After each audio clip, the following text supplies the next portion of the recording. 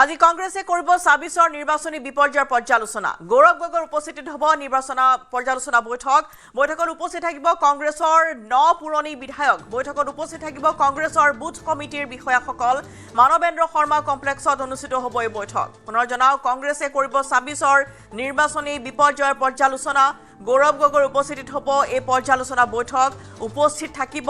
কংগ্ৰেছৰ ৯ পুৰণি বিধায়ক বৈঠকত উপস্থিত থাকিব কংগ্ৰেছৰ বুথ কমিটিৰ বিষয়াসকল মানৱেন্দ্ৰ শৰ্মা কমপ্লেক্সত এই বৈঠক অনুষ্ঠিত হ'ব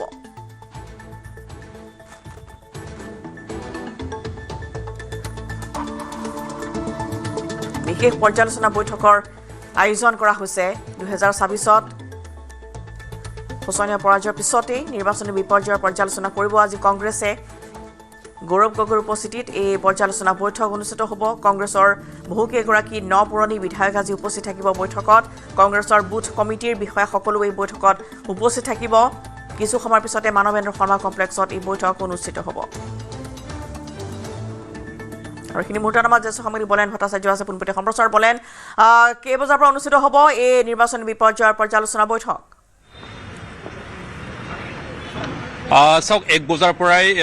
অনুষ্ঠিত হ'ব এই নিৰ্বাচনী পৰ্যালোচনা বৈঠক আৰু এই পৰ্যালোচনা বৈঠকৰ বিশেষকৈ মূলত বিষয়সমূহ হৈছে যে ৯৯টাকৈ কংগ্ৰেছে প্ৰাৰ্থী আগবঢ়াইছিলে ১২৬টা বিধানসভা সমষ্টিৰ ভিতৰত যদি চোৱা হয় মিত্ৰজোঁটক ২৮টা সমষ্টি এৰি আন বিৰোধী ঐক্যৰ আন দলসমূহক এৰি তেখেতসকলে ৯৯টা সমষ্টিত নিৰ্বাচনে প্ৰতিদ্বন্দ্বিতা আগবঢ়াইছিল আৰু তাৰ ভিতৰত যদি চোৱা হয় ১৯টা সমষ্টিতে জয়লাভ কৰিবলৈ সক্ষম হৈছে বা তাৰ ভিতৰত যদি চোৱা হয় ১৮টা সমষ্টিতে সংখ্যালঘু বিধায়ক ইয়াত জয় হৈ আহিছে আৰু যাৰ পৰ্যালোচনা কৰিব আজি যি সময়ত দেখিবলৈ পোৱা গৈছে নিৰ্বাচনৰ ঠিক পিছতে বিশেষভাৱে কংগ্ৰেছে তেখেতসকলে লক্ষ্য স্থিৰ কৰি লৈছে যে বিৰোধী চৰকাৰ গঠন কৰিব চৰকাৰ গঠনৰ কাৰণে তেখেতসকলৰ যিখিনি ৰণকৌশল সেইখিনি তেখেতসকলে প্ৰস্তুত কৰা হৈছে কেৰা প্ৰথমখন কেবিনেটত কোনবোৰ সিদ্ধান্ত লোৱা হ'ব এই কথাসমূহ পৰ্যালোচনা কৰা হৈছিল কিন্তু গুৰুত্বপূৰ্ণভাৱে যদি চোৱা হয় এই নিৰ্বাচনৰ শোচনীয় পৰাজয় লাভ কৰিলে কংগ্ৰেছে মাথোন ১৯টা সমষ্টিতে তেখেতসকলে থমকিবলৈ সক্ষম হ'ল আৰু তাৰ ভিতৰত যদি চোৱা হয় মাথোন এটা হিন্দু প্ৰধান সমষ্টিত তেখেতসকলৰ জয় হ'ল এই মুহূৰ্তত আমি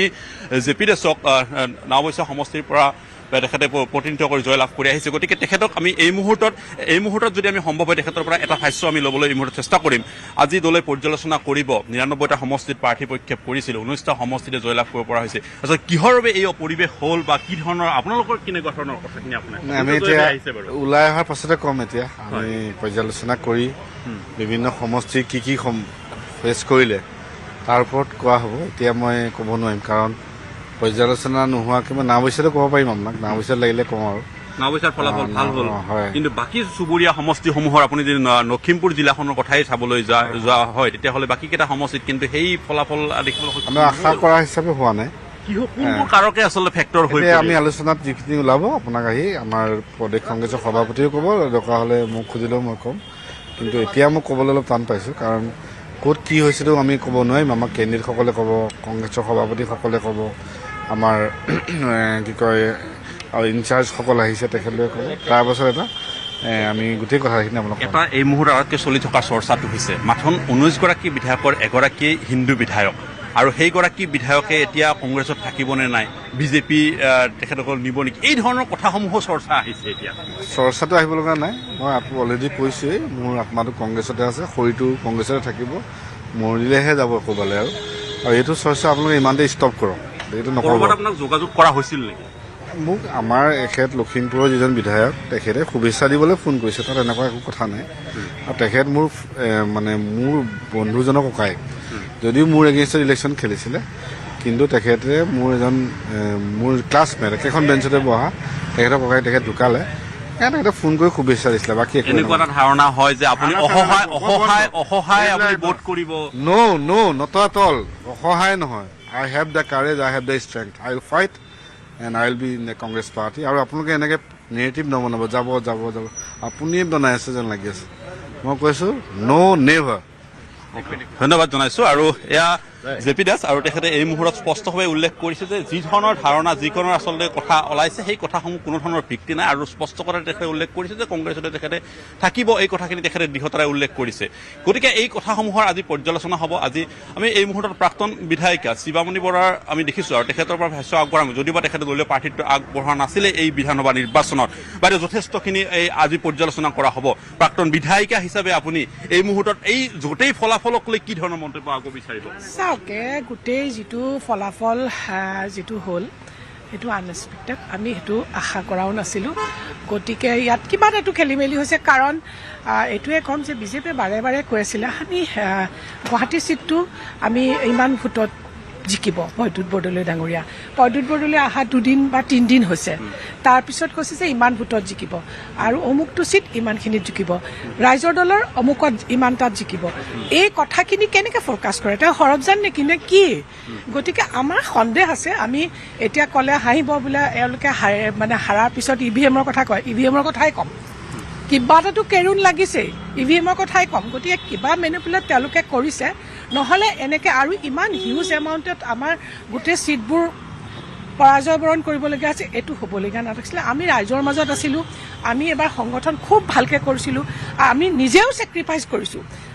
আমি নিজে ছেক্ৰিফাইচ কৰিছোঁ দলটো অহাৰ স্বাৰ্থত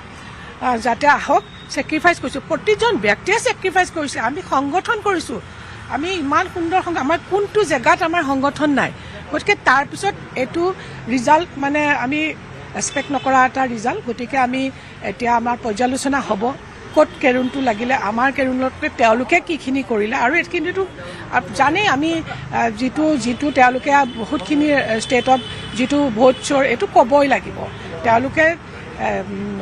এইখিনি কাম কৰি আছে আগৰ পৰাই নহ'লে আমি 82 আসন পাম অকলে পাম আমি 100 2খন 3খন আসন পাম এইবিলাক কথা কেনেকৈ হ'ব পাৰে আমাৰ য'ত তেওঁলোকে কৈছে আমাৰ তাত সংগঠন আছিলে আমি সুন্দৰকৈ কাম কৰি আছিলোঁ গতিকে এইটো আমাৰ সন্দেহ হৈছে আমি গতিকে পৰ্যালোচনা কৰিম মানে একদম স্পষ্ট কথা যে ইয়াত EVM-ৰ খেলি মেলি ডেফিনেটলি মইতো কমেই মই ক'ম যে EVM তেওঁলোকে কিবা এটা নকৰিলে আজি এই ধৰণৰ ৰিজাল্ট কেতিয়াও হ'ব নোৱাৰে আৰু তেওঁলোকে কি কৰিলে তেওঁলোকে বাৰে বাৰে কয় হিন্দু মুছলিম আৰু তেওঁলোকে আগৰ পৰাই গাইছিলে এইবাৰ অমুক হ'ব তমুক হ'ব মই এইকাৰণে কৈছোঁ যদি কথাখিনি পিছত হ'লহেঁতেন ক'বলগীয়া নাছিলে কিন্তু বিফৰ ৰিজাল্ট বিফৰ ইলেকশ্যন তাৰ আগত যেতিয়া এনেকুৱা ধৰণৰ কথাবোৰ কয় আমাৰতো ডেফিনেটলি কিন্তু বলেন কিন্তু নিৰ্বাচনৰ প্ৰাক মুহূৰ্ততেই দেখিবলৈ পোৱা গৈছে বহুকেইগৰাকী জ্যেষ্ঠ কংগ্ৰেছী দল ত্যাগ কৰিছিল বা তেওঁলোকৰ সংগঠনৰ ভিতৰৰ কথা তেওঁ কৈ আছে যে শক্তিশালী এটা সংগঠন আছিল কিন্তু তেতিয়াহ'লে ইমান বিক্ষোভ বা ইমান বিশুদ্ধাৰ আছিল তেওঁলোকৰ মাজত য'ত কংগ্ৰেছৰ বহুকেইগৰাকী নেতা নিৰ্বাচনৰ প্ৰাকখনত দেখিবলৈ পোৱা গৈছে যে দল ত্যাগ কৰি অন্য দললৈ ধাৱমান হৈছিল চাওক যেতিয়াই নিৰ্বাচনী শোচনীয় পৰাজয় হয় তেতিয়াই আচলতে এই গোটেই বিষয়সমূহ আচলতে দুৰ্বলতাৰ সুযোগ লোৱা হয় আৰু সেই ধৰণে তেখেতসকলে সেই ধৰণৰ EVM-কে আচলতে দোষী সাব্যস্ত কৰিবলৈ চেষ্টা কৰা হয় গতিকে এইবাৰো দেখিবলৈ পোৱা গ'ল শিৱামণি বৰাই বিশেষভাৱে তেখেতে এই মুহূৰ্তত মন্তব্য কৰিলে অধিক তাৎপৰ্যপূৰ্ণ যে তেখেতে আচলতে কৈছে যে EVM-ৰ খেলি মেলি বিসংগতিৰ বাবে আচলতে এই নিৰ্বাচনী ফলাফল বুলি তেখেতে ক'ব বিচাৰে গতিকে এয়া নিশ্চিতভাৱে তেখেতসকলে পৰ্যালোচনা কৰিব গতিকে শেষ পৰ্যালোচনাত তেখেতসকলৰ সেয়াই আচলতে সত্য হৈ ওলাব নে অইন কিবা এই বিষয়সমূহ আচলতে পৰ্যালোচনা হ'ব এই মুহূৰ্তত আমি দুৰ্লভ চমুৱাক দেখিছোঁ আৰু নগাঁও বিধানসভা সমষ্টিৰ পৰা তেখেতে প্ৰতিনিধিত্ব কৰিছিল তেখেত সফল হ'ব নোৱাৰিলে গতিকে তেখেতৰ পৰা আমি পোনে পোনে এই মুহূৰ্তত ভাষ্য ল'বলৈ চেষ্টা কৰিম যে এই পৰ্যায়ত আচলতে পৰাজয় কিহৰ কাৰণে এই ধৰণৰ পৰাজয় হ'ল গোটেইখিনি বিষয়ে আমি তেখেতৰ পৰা কিছু এই মুহূৰ্তত ভাষ্য ল'বলৈ চেষ্টা কৰিছোঁ এই মুহূৰ্তত বোধৰ অৰ্গেনাইজেশ্যনটো দুৰ্বল কৰি ৰাখিছিলে কাৰণ মই যে গৌৰৱ গগৈনো দায়িত্ব লোৱা কেইদিন হৈছে কাৰণ গ্ৰাছ ৰুটলৈকে